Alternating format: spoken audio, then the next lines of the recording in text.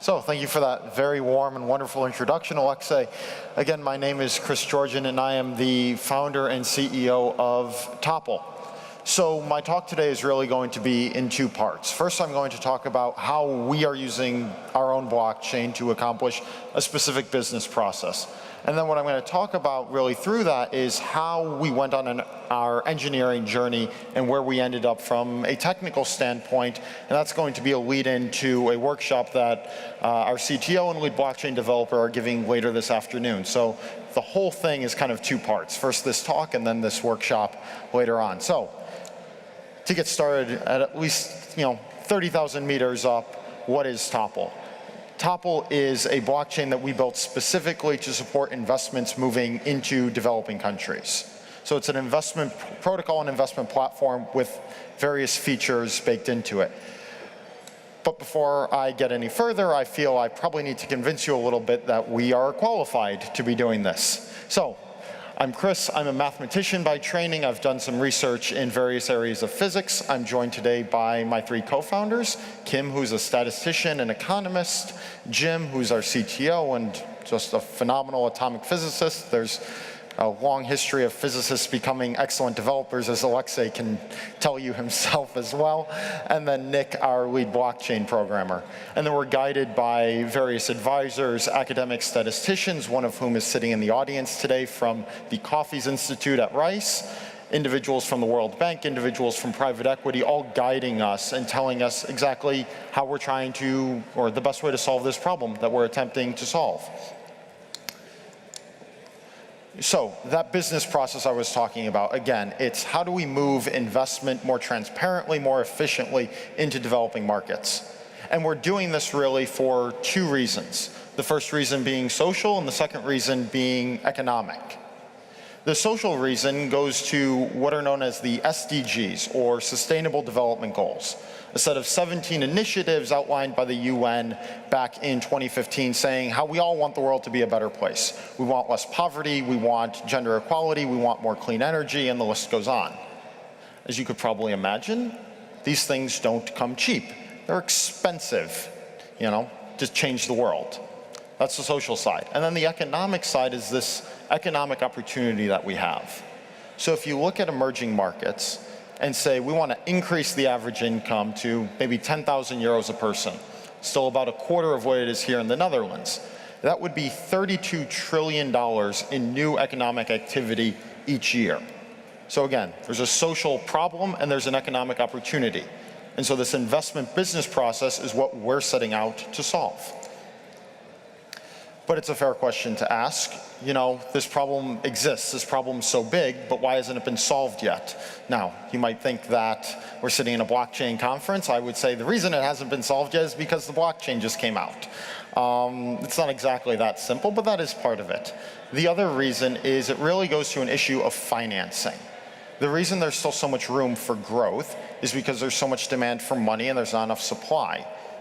If you go to a bank to get a loan for, a textile or a manufacturing company in, say, Africa, the bank will say, fine, I'd love to give you a loan, but it's going to cost you about 40% interest.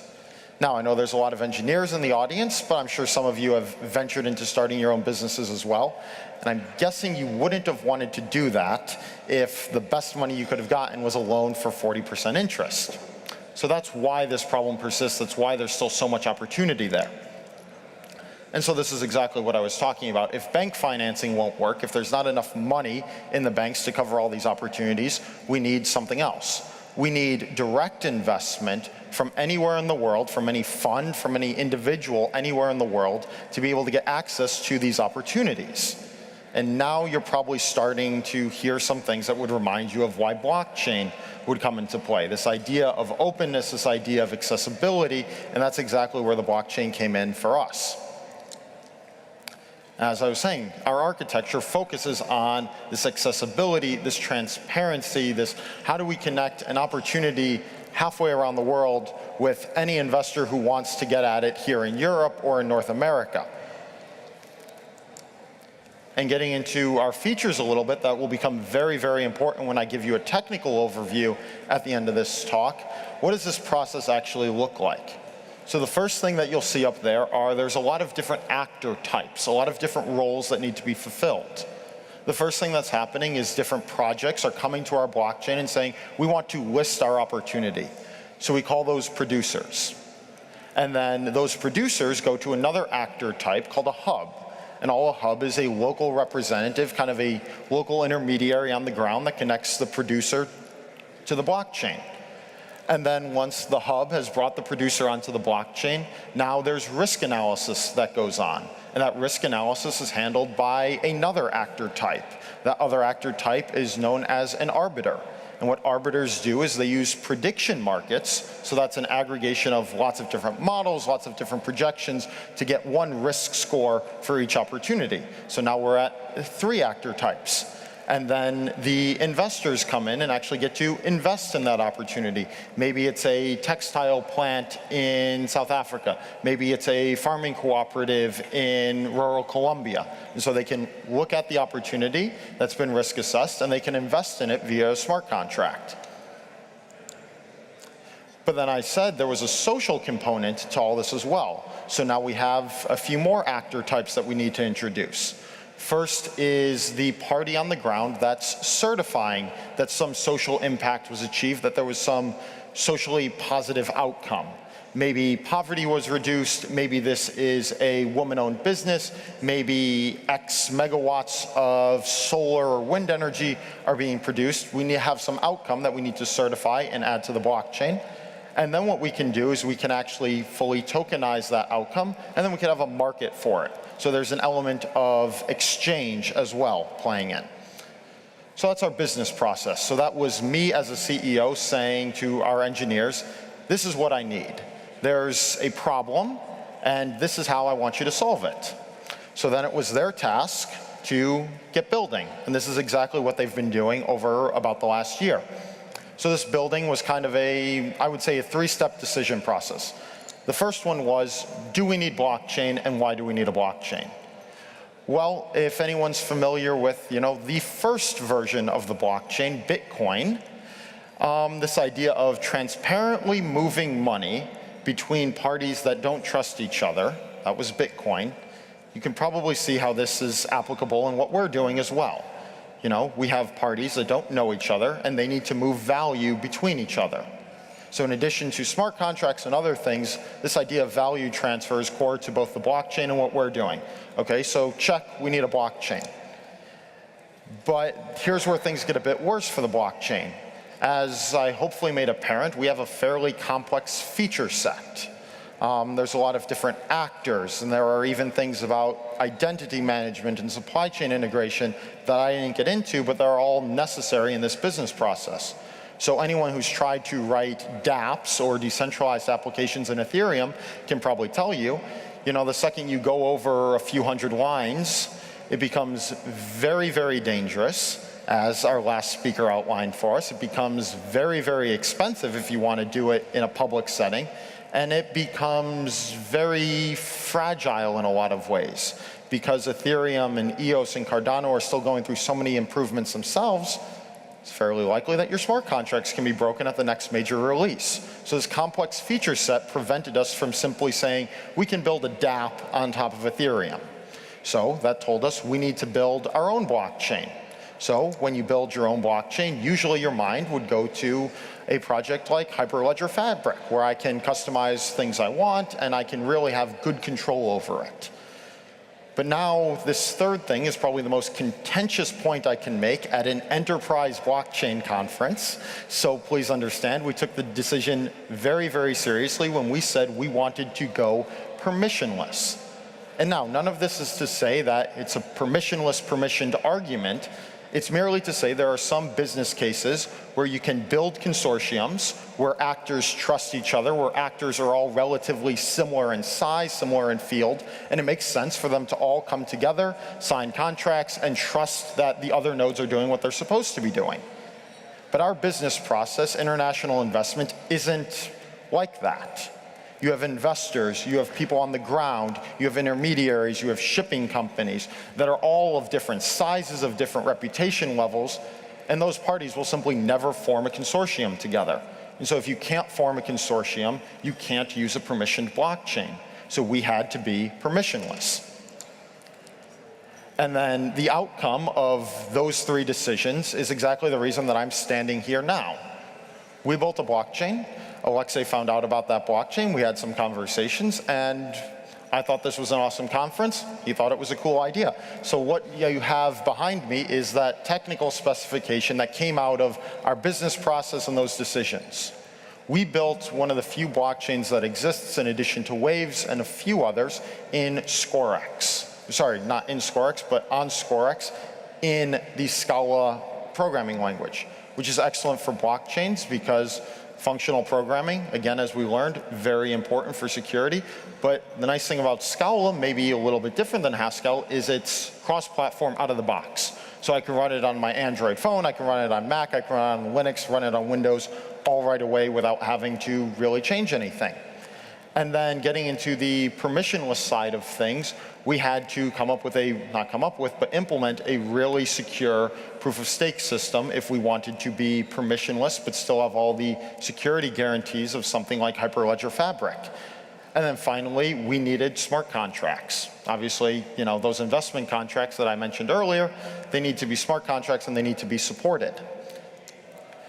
But this talk isn't just meant to be about how Topl is using the blockchain. It's meant to be part of a conference about how we're all learning to use the blockchain and what we can all do, with this new technology to better our business practices.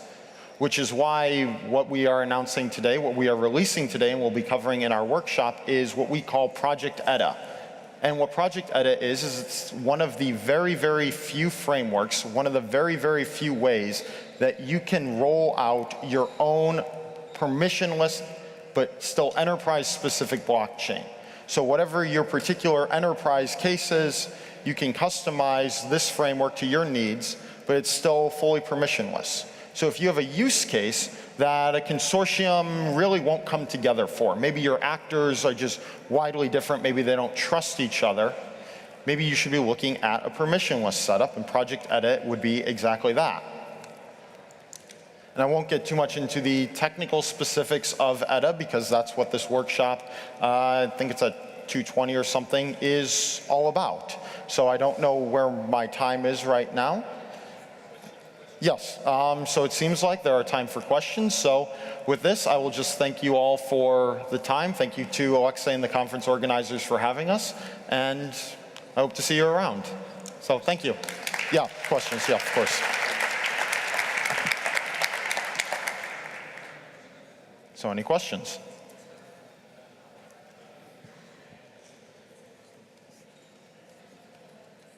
Are there any questions? No? Right, so the phase we're in right now is we've been running a test net for about 6 months, and we're running pilots right now, and we'll be launching the main blockchain at the end of the year. So that's the end of the testing phase is where we are. How does your business model work? So our business model, because it's a permissionless proof-of-stake blockchain, we can rely on what are known as transaction fees. So we have a token model that exists where transaction fees from all these investments are collected, and the foundation that's operating the blockchain collects a portion of those transaction fees by holding its own tokens.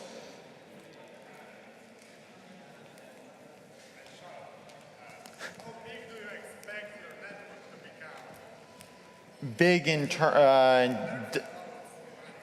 in terms, yes, of course. How big do we expect this network to become in terms of nodes? So there's very interesting debates going on right now about delegated versus undelegated proof of stake. And for those who are unfamiliar, delegating means I pledge my tokens to another node and they stake on my behalf. Ouroboros, Genesis, and all the Ouroboros, starting with Prouse, support delegation. So we would expect our delegation, our number of active nodes to be a few hundred, is what we would expect. Large enough to still be considered fully decentralized, but small enough that you could expect block times around 1 to 3 seconds. Thank you. Very interesting. How do delegated nodes get chosen? So very differently. So how do delegated nodes get chosen really depends on the proof of stake system you're using. In Ouroboros, sorry, I'm not sure why I'm crackling like this.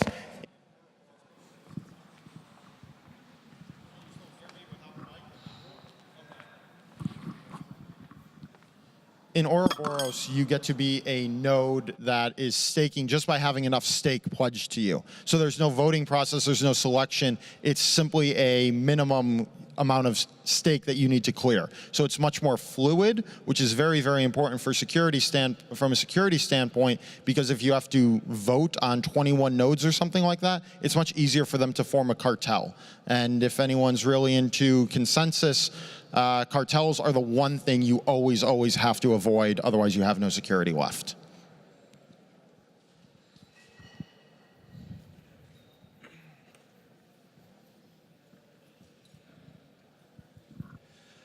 As I see, Topl is much more like Lisk.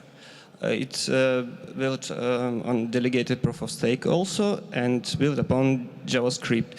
Can you tell a bit the difference between the Lisk and Topl? Sorry, you're getting a workout. So the main difference between Lisk and something like Topl or anything that comes out of the project Edda framework is our blockchain is actually not a JavaScript blockchain. It's a Scala blockchain. What we do instead is we use JavaScript for the smart contracts using the Nashorn engine, something known as the Nashorn engine, to take JavaScript smart contracts and migrate them into the Java virtual machine that's actually our blockchain. So it's a Scala blockchain with JavaScript smart contracts. Oh, good, 2 mics now. Other questions? One.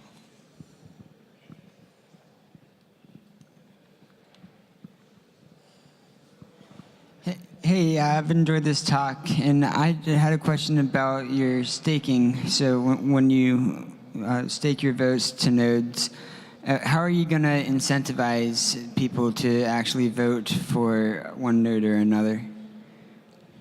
So I wouldn't say it's about incentivization to choose one node over another, just like if you look at Bitcoin or Ethereum mining pools right now. There's very, very little difference between them. It's really a commodity or utility. So what a delegate would do is they would take some small amount of that transaction fee just for themselves, and it will really just be a race to the bottom for that. But again, because it's a much more fluid set, you don't have to worry about the same governance concerns as, if you vote on 21 nodes and they're going to stay in for a really long time. Because there's, it's less important who the nodes are because they come and go. Right, and is the profit sharing between the delegates and the nodes, is that negotiated between the two parties? So not individually, but each node can have, can be charging a different rate, yes. Okay, so it's up to the node. Correct. And the reason that I would stake my tokens towards a node is that I would get some part of that transaction fee? Right, so just like, yeah, it works the same way as proof of work mining pools. So the majority of the transaction fee still comes to the person that originally holds the stake, but the reason you might not want to be doing it yourself is because maybe your internet connection isn't very good, or maybe you occasionally want to turn off your laptop or something like that. You don't have constant, very, very high quality access to the network, is why you would delegate. Other questions? No. All right, we're supposed to have a coffee break for now, for 20 minutes or so. So please enjoy coffee.